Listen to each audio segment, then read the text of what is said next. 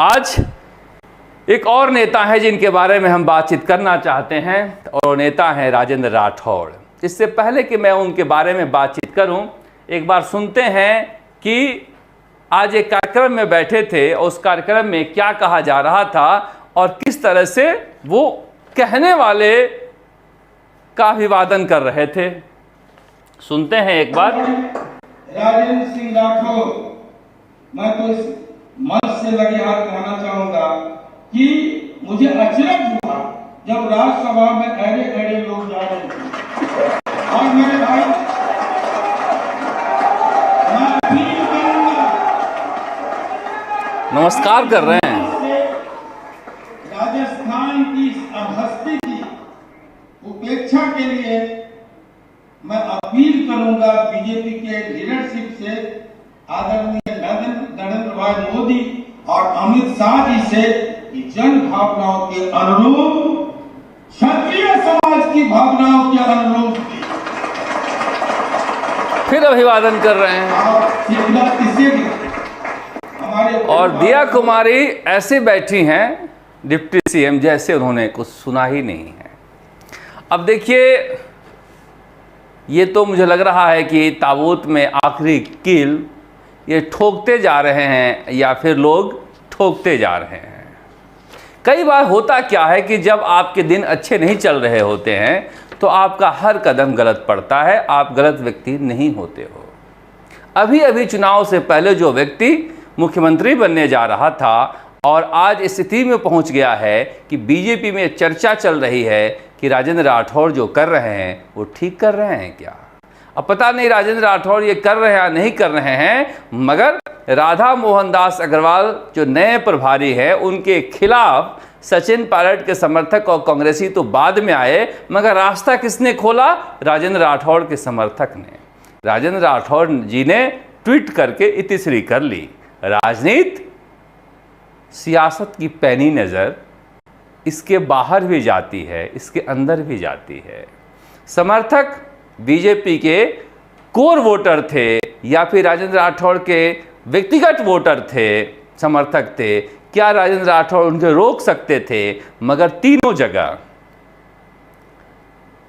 दौसा, टोंक और झुंझुनू में इनके समर्थकों ने राधा मोहन दास अग्रवाल के खिलाफ नारे लगाए, ठीक वही जहां पर उनका कार्यक्रम था। और बीजेपी में ये बेहद गंभीरता से लिया गया है, बेहद गंभीरता से लिया गया है। और सूत्रों के अनुसार राधा मोहन दास अग्रवाल समेत कई लोगों ने इसे ठीक नहीं माना है। तो क्या राजेंद्र राठौड़ ने करवाया? बिल्कुल नहीं। मगर राजेंद्र राठौड़ क्या इसे संभाल सकते थे? पता नहीं। मगर राजेंद्र राठौड़ के लिए क्या फायदेमंद है? बिल्कुल ही नहीं। बीजेपी की सियासत ऐसे चलती नहीं है। और जो ऐरे गैरे आज बोला गया है रवनीत सिंह बिट्टू को, वहां पर बीजेपी के तमाम बड़े नेता सत्तासीन हैं और उन तालियों के बीच राजेंद्र राठौड़ अभिवादन कर रहे हैं। तो मुझे लग रहा है कि देखिए, दो मॉडल होता है। जब आपके दिन खराब हों तो दो मॉडल हैं, एक राजेश खन्ना का और एक अमिताभ बच्चन का। आपको राजेश खन्ना के मॉडल पे चलकर खुद को ख़त्म कर लेना है या फिर अमिताभ बच्चन के मॉडल पे चलकर खुद को नए सोपान में गढ़ना है। मुझे लग रहा है कि जो कुछ परिस्थितियां चल रही हैं, राजेंद्र राठौड़ उन परिस्थितियों में खुद को परिस्थितियों के हवाले कर दिए हैं।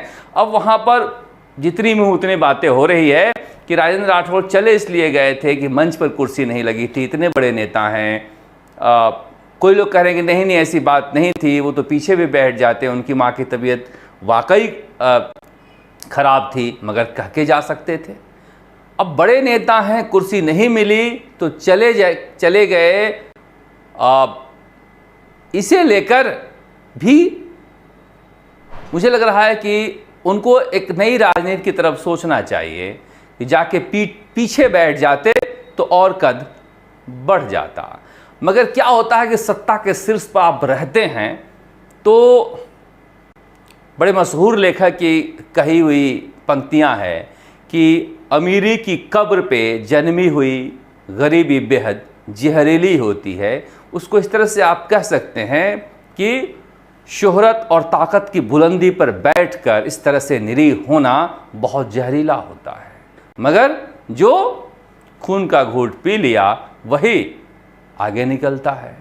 राजेश खन्ना के इर्द गिर्द लोग बैठ जाते थे और समझाते रहते थे कि सर आपसे बड़ा कोई स्टार नहीं है, और वो अपने स्टार वैल्यू को मांगते मांगते हाशिए पर चले गए। अमिताभ बच्चन के बुरे दिन आए तो वो छोटे छोटे निर्देशकों के पास गए काम मांगने के लिए, और टीवी पर भी लौटे और वहाँ से खुद को निकाला। मुझे लग रहा है कि राजेंद्र राठौड़ के पास अमिताभ बच्चन जैसी शख्सियत और हैसियत है, वो उस रास्ते पर चलें तो ज़्यादा बेहतर होगा। जिस तरह से बीजेपी में उनके समर्थक नारे लगा रहे हैं, बीजेपी के प्रोग्राम में और सम्मेलन में जो बातें कही जा रही है बीजेपी के लिए, ये उनके लिए नुकसानदेह है। ये कांग्रेस की राजनीति तो चलता है, दो अलग अलग पार्टियां हैं, दोनों के काम करने के अलग अलग तरीके हैं, मगर बीजेपी में कहा गया है कि इसे बेहद गंभीरता से लिया गया है। खैर,